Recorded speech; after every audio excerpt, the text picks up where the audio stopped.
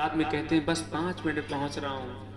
और उसके बाद में व्यक्ति फिर 10-5 मिनट बाद कॉल करता है, आप कहाँ हैं? तो आप थोड़ा सा रजाई से निकल करके फ्रेश वगैरह हुए, उसके बाद कहते हैं बस 2 मिनट में आ रहा हूं। वास्तव तो ये है भी आप स्नान ध्यान भी नहीं किए हैं।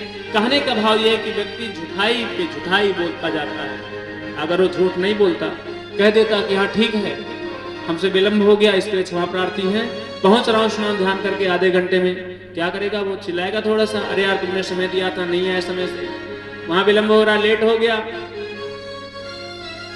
झूठ नहीं बोलना चाहिए। झूठ बोलने वाले व्यक्ति, कहा गया है शास्त्रों में कि मानव मित मेध्या, मानव असत्य है। क्यों? क्योंकि मानव असत्य बोलता है।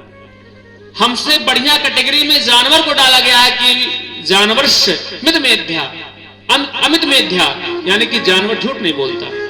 कोई कुत्ता बिल्ली झूठ बोल सकता है? अगर सत्य बोलने और झूठ बोलने के कैटेगरी की तुलना करेंगे महाराज, तो हमसे जानवर अच्छे माने गए।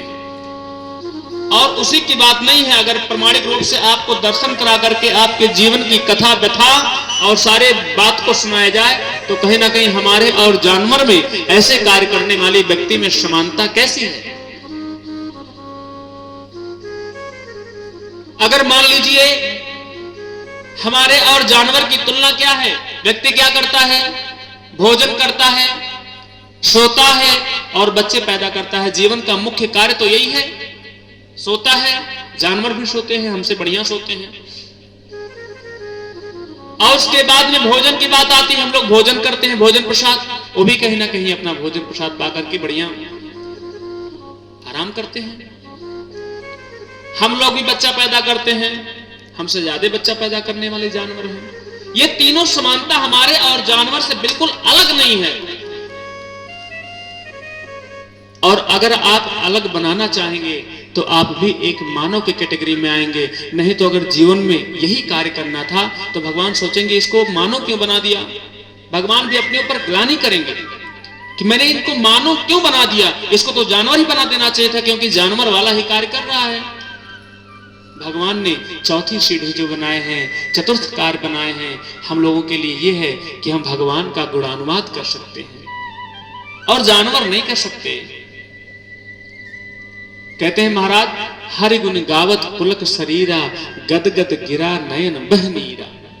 जो भगवान की कथा सुन करके, जो भगवान की कथा ना सुने और भगवान की कथा सुन करके गद गद गिरा नयन बह नीरा, जो भगवान की कथा सुन करके जिसके नेत्र में अश्रुपात नहीं हुआ, नेत्र से जल नहीं गिरे, आंसू नहीं बहे महाराज, वो व्यक्ति की कथा सुनना भी सार्थक नहीं है।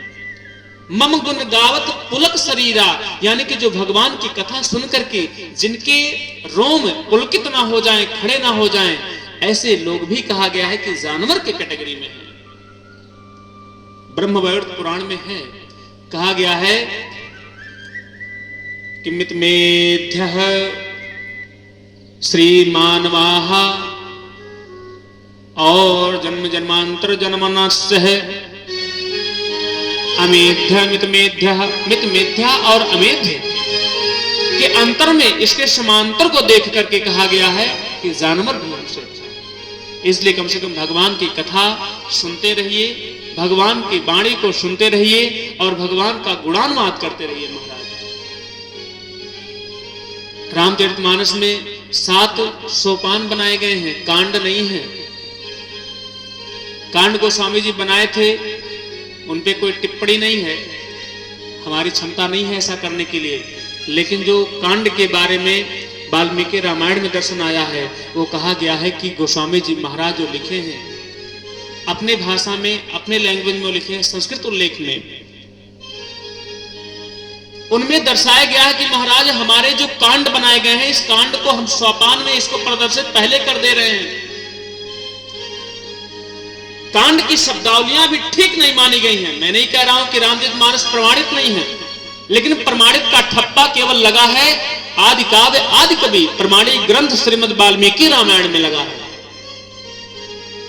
और कहा गया है कि जो 7 सोपान हैं, बाल कांड, अयोध्या कांड, किष्किंधा कांड, अरण्य कांड, सुंदर कांड, लंका कांड और उत्तर कांड, ये जो सोपान है, इसका एक और भी अर्थ यहां से निकाला गया है कि गोस्वामी जी ने शायद इसको इससे रचा है। ज्वाला प्रसाद बंबई छापा वाले में रामायण में उसमें दर्शन आया कि उसमें 8 सोपान है, यानी कि 8 कांड हैं, लौकुश भी उसमें जुड़े हैं। लेकिन 7 सोपान रखने का कारण यह है, गोस्वामी जी ने रखा है कि हमारे जीवन के 7 ही दिन ऐसे हैं जिसमें मेरा जन्म होना है और मृत्यु भी होनी है। इस चीज को ठीक ठीक समझ लीजिए। एक संकेतांक दिया गया है, ना तो 6 किया गया है और ना तो 9 किया गया है, ना 8 किया गया है, ना 11 किया गया है। अगर इसको विस्तार करना चाहते तो 15 कांड 15 सोपान बना सकते थे, लेकिन गोस्वामी जी इसीलिए इस सोपान को 7 कांड में 7 सोपान में परिणित इसलिए किए हैं कि व्यक्ति की मृत्यु भी 7 दिवस में होगी। और भागवत महापुराण में इसका उल्लेख है। समीक मुनि के पुत्र श्री श्रृंगी ऋषि ने, जो पांडवों के कुल कलांगर में उनके वंशज को आगे बढ़ाने वाले श्री राजा परीक्षित जी महाराज जी का प्रादुर्भाव हुआ है माउत्रा के गर्भ से, उनको 7वें दिवस में मरने का श्राप मिला है। यहां से उल्लेख है। कहा गया है कि भागवत कथा मरना सिखाती है। मरना बोले तो इस चीज को ऐसा समझिएगा कि व्यक्ति जैसे आप लोगों की स्थिति रहती है। लोग कहते हैं एक बार कथा सुनेंगे भाई, जब दुनिया भर से हम ठुकराए जाएंगे, बालक हमारे सम्मान करना कम कर देंगे, जब मरने की समय आएगी उससे बच जाएंगे, गया गदाधर कर लेंगे, तीर्थ यात्रा कर लेंगे, तो एक बार भागवत जी को बैठाएंगे। एक स्थिति है, सबकी बात कर रहा हूं, लगभग 90%। लेकिन भागवत महापुराण में ही है इसका उल्लेख है कि एक व्यक्ति को भागवत कथा अगर बैठानी है तो जीवन में नारद जी महाराज जी उल्लेख में सुन रहे हैं, सनकादिक जी महाराज जैसे गंगा मैया के पवित्र पावन पुलिन तट पर कनखल हरिद्वार में सनकादिक जी महाराज कहते हैं, नारद जी महाराज, एक व्यक्ति को, एक जीवात्मा को अगर उस योग्य है तो भगवान की कथा भागवत महापुराण की पोथी 5 बार बैठानी चाहिए। 5 बार का उल्लेख है। और इसका उल्लेख 5 बार इसलिए किया गया है कि अंतिम समय में जब व्यक्ति सुनेगा तो अंतिम समय में चतुर्थ के बाद 5वें बार में जब सुनेगा वो कथा, तो भगवान की कथा में इतना रम जाएगा। जानना चाहते क्या आप लोग?